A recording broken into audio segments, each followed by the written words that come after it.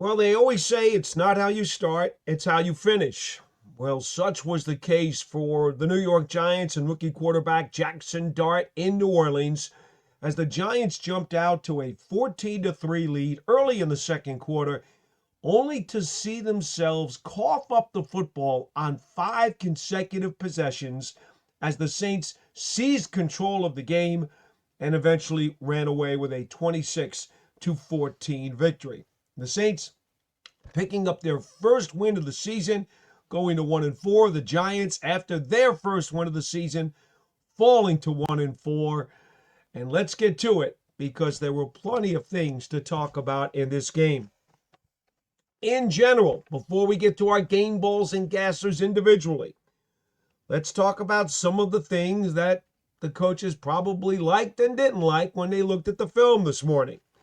How could we not start with the offense giving up the ball 5 consecutive times? 3 lost fumbles and 2 interceptions. How could we not talk about the drop passes? Darius Slayton in particular dropped 2 very significant passes downfield, one of which might have led to a touchdown. Giants did not have a play longer than 20 yards in this game.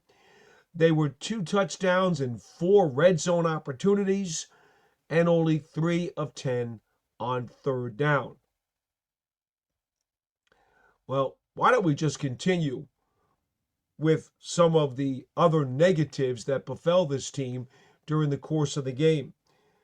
They had now New Orleans to go 7 of 15 on third down. They also gave up an 87-yard touchdown pass to Spencer Rattler. And they finished the game with no sacks and only 1 quarterback hit against a suspect Saints offensive line. On the other side of the ledger, now this is going to sound a little crazy, but there were a number of really good signs that the Giants did in this game.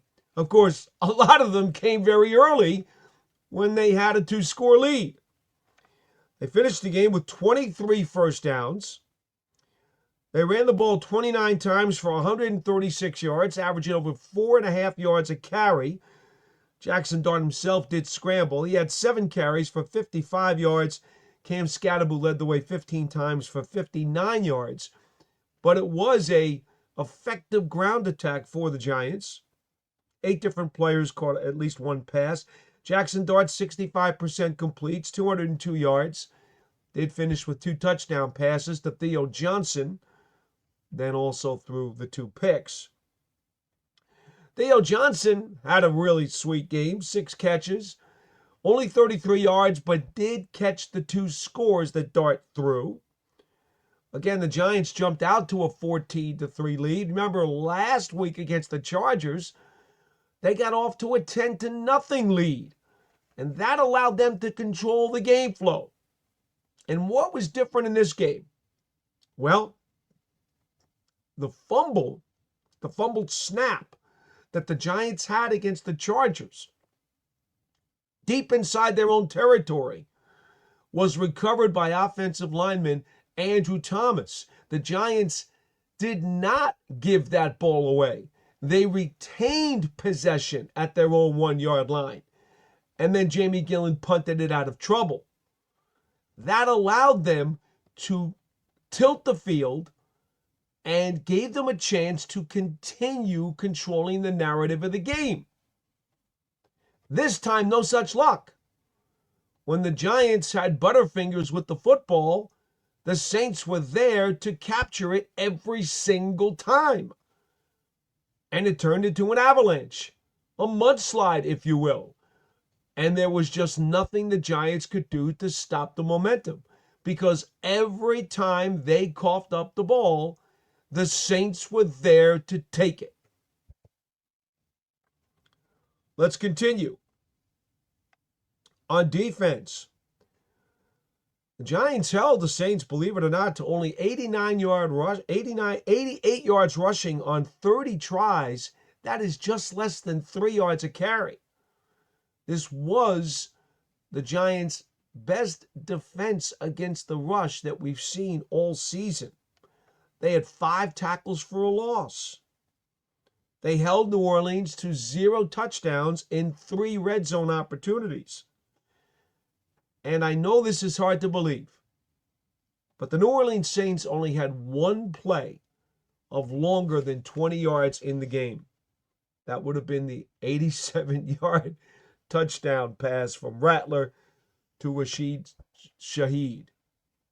Catch and run, actually. It was not thrown that deep. It was a catch and run.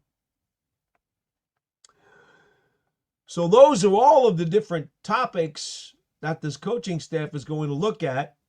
Obviously, all of the negatives outweigh the positives significantly, and that's why the Giants lost this game. But as every coaching staff will tell you, they're trying to find things to build on, and they're trying to find things that they can chew on that will make this team believe that they can do better on Thursday night when the Philadelphia Eagles come to town. And we did list several things that they were able to accomplish in the game, and we'll just have to see if there's anything they can do to turn this around on a short week.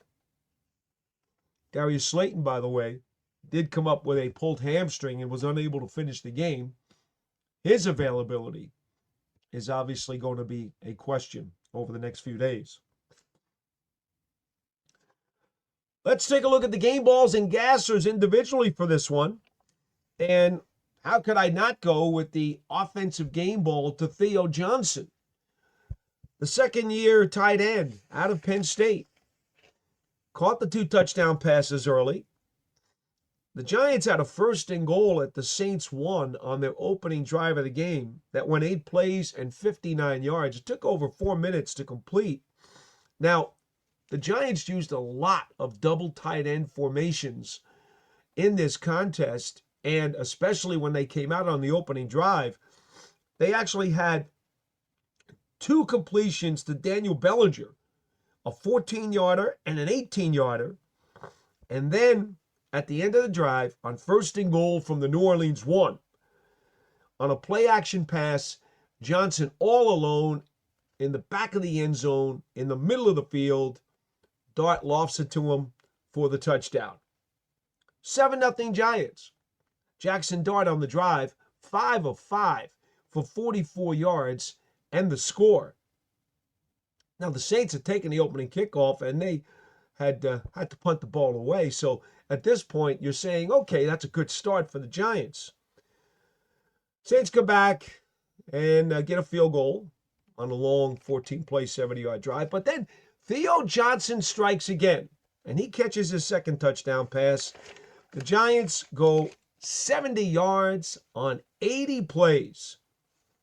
And on 3rd and 8 from the Saints 14, Johnson down the seam, catches the scoring strike, and the Giants, after a 3.5-minute drive, have themselves a 14-3 lead. In fact, it's a really nice grab, contested grab, as Kool-Aid McKinstry, who had a really terrific game for the Saints, did everything he could to wrestle that ball away or at least knock it from Johnson's hands.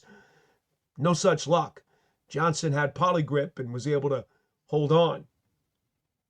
So there's your offensive game ball. It's got to go to Theo Johnson. There's no doubt about that. On defense, well,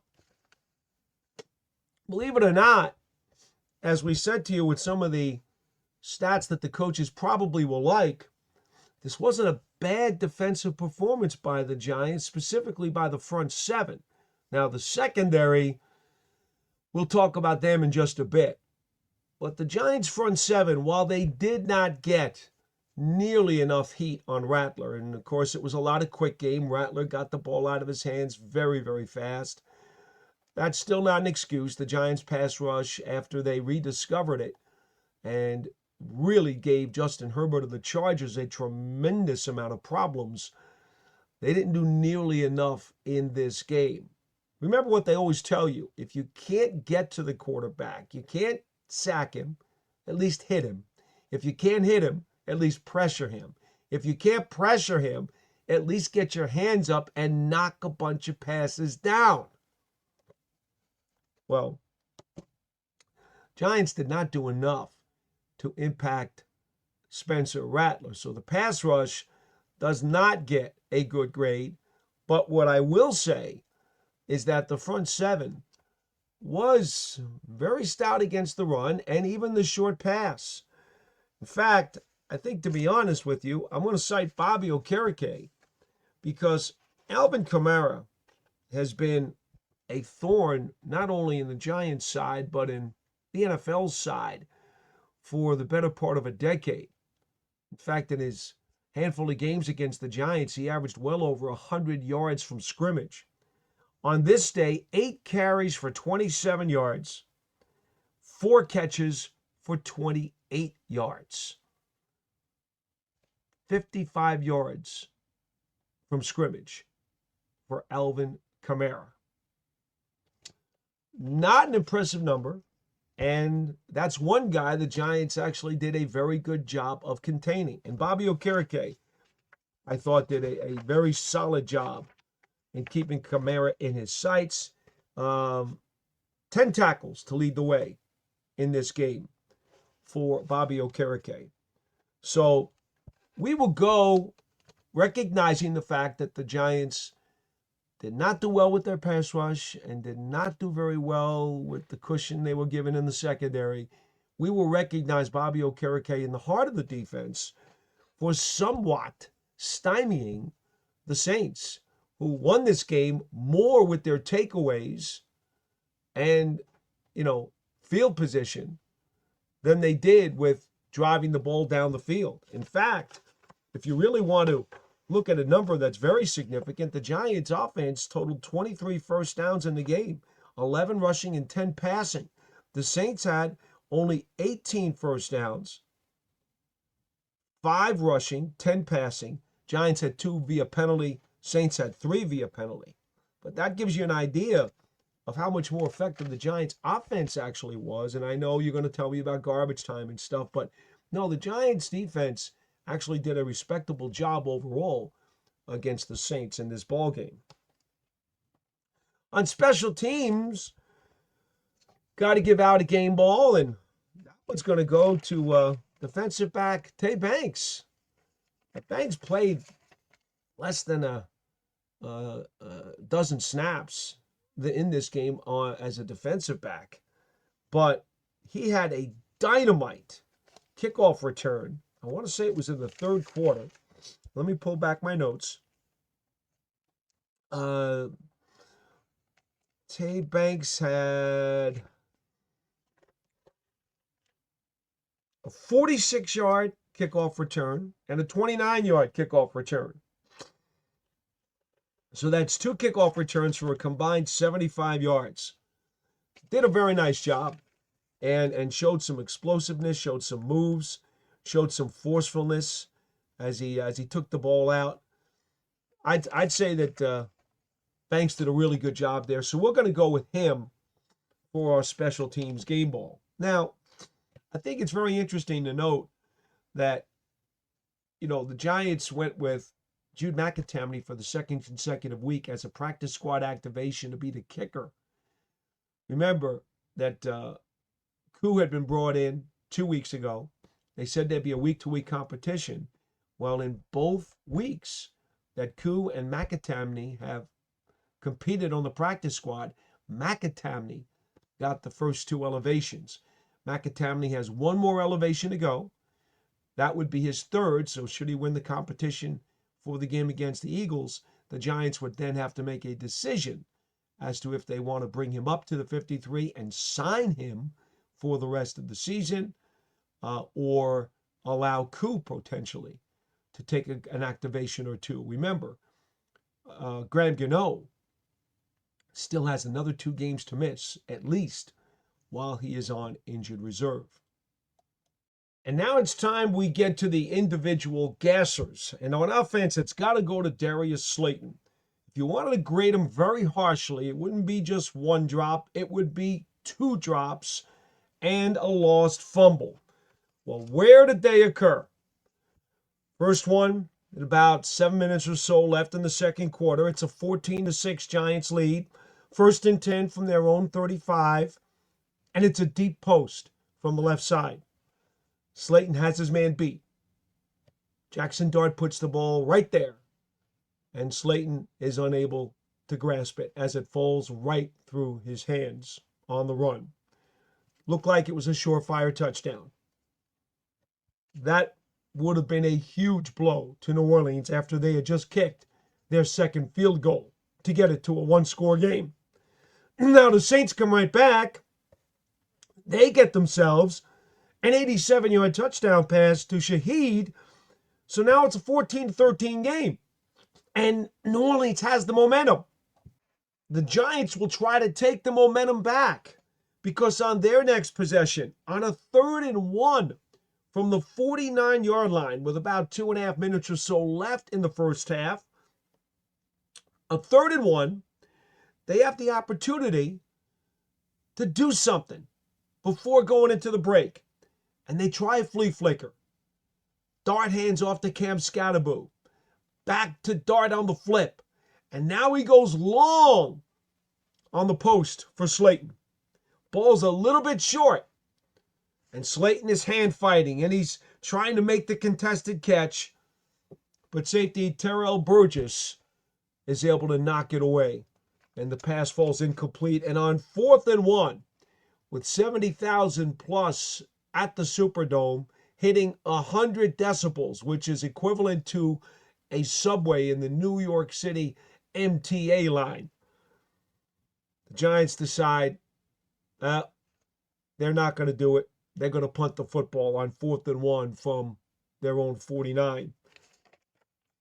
Saints, of course, as you know, with the momentum in their direction, they wind up coming up with a late touchdown because after a missed field goal from 52 yards out, Darius Slayton commits his 3rd really difficult play of the day.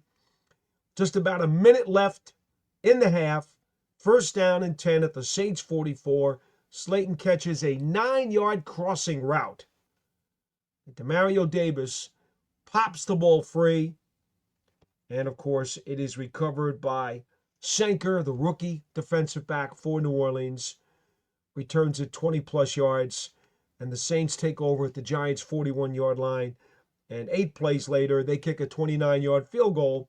And so they go into halftime, does New Orleans, with a 16-14 lead. And it was just a critical stretch for the Giants. 7.5 minutes or so at the end of the first half, where Slayton had an opportunity to make 2 big plays downfield. Didn't make those, and then had the ball stripped away. And the Saints wind up turning a deficit into a lead. The Giants never were able to control the narrative of the game after that. On defense, we're going to go to the whole secondary for giving up way too much space, way too much cushion, and allowing the Saints with only 1 play of more than 20 yards to come back from a 2-score deficit and knock off the Giants. Now, in particular, okay, we'll have the whole starting secondary run gassers, but in particular, there's that one 87-yard pass play, the catch and run to Rashid Shaheed that really's got to burn the Giants. He comes off the line from the right slot with a free release, and he's isolated in man-to-man coverage against safety Tyler Nubin. Well, with room to operate, Shaheed comes off the line, does a stutter move, takes off on the play action, and Nubin gets turned around. You know, without much resistance at the line, Shaheed pretty much is able to do whatever machinations he wants, and he puts Nubin in a blender, and by the time he recovers, it's way too late. Shaheed is wide open as he races for the pass, and of course, it's an easy pitch and catch from Rattler to Shaheed, who then outraces Nubin the rest of the way to the end zone for an 87-yard touchdown. Again, that made the score Giants 14, Saints 13, with just about 5 minutes left in the first half. But it was all part of that 7.5 minutes or so where the Giants did everything they could do to screw up this game. And the Saints were very happy to take advantage of each one of New York's miscues. On special teams, there's really nothing to talk about. We're not going to give any gassers out on special teams because nobody deserves it. Giants played well on special teams once again in this game. Did you know they're top 10 in the NFL in terms of best kickoff coverage and best punt coverage? And once again, let's see here. The Saints, one punt was out of bounds. They couldn't return. Another one was a fair catch. They didn't return. Miller had an 18-yard kickoff return. Jones had a 9-yard kickoff return, and there was one touchback. How could you possibly complain about that? And we already told you that Tate Banks had a couple of nice kickoff returns for the Giants, and quite honestly, Gunnar Olszewski did his usual solid job as well. And there were no missed field goals or PATs. So, we will not offer any gassers to the Giants special teams unit, perhaps the only unit that truly played clean football, sound fundamental football, and up to their expectations. But the Giants do fall to 1-4, dropping a 26-14 road loss to the New Orleans Saints, and they'll have to take on the Philadelphia Eagles at home Thursday in a short week.